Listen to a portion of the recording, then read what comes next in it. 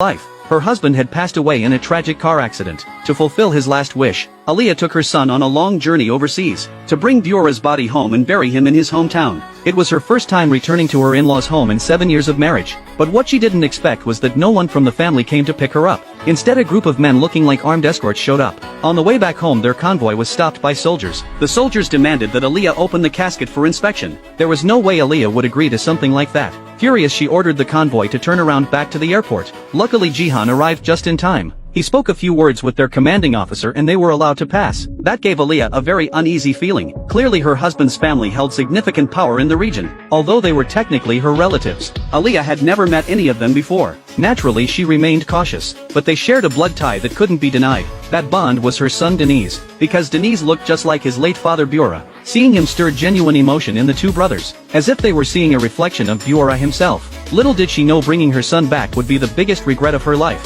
When the convoy arrived at her husband's family estate, Aliyah was completely stunned. Armed guards were stationed all around the property. Jihan reached to carry his nephew inside. Aliyah instinctively stopped him, but under Jihan's intense and firm gaze, she had no choice but to follow them in. Jihan brought them to meet the mother-in-law first. She looked at her only grandson with deep affection. Her love and tenderness were written all over her face. She seemed moved to see the family reunited again, but she quickly gave Aliyah a cold welcome. When Aliyah offered a respectful greeting, the mother-in-law immediately pulled back her hand. She accused Aliyah of being the driver the day Bureau died. Why was her son dead while she remained unharmed? Clearly she had no trust in Aliyah whatsoever. Soon a memorial ceremony was held in the courtyard. Aliyah found it hard to understand. As the mother-in-law stood over her son's body, she told her other two sons Jihan and Kaya to swear they would bring justice to whoever caused their brother's death, even though it was clearly a tragic accident. While Aliyah tried to make sense of who she meant by the one responsible, everyone suddenly fired their guns into the air in anger. Aliyah, who had never witnessed anything like this, was terrified.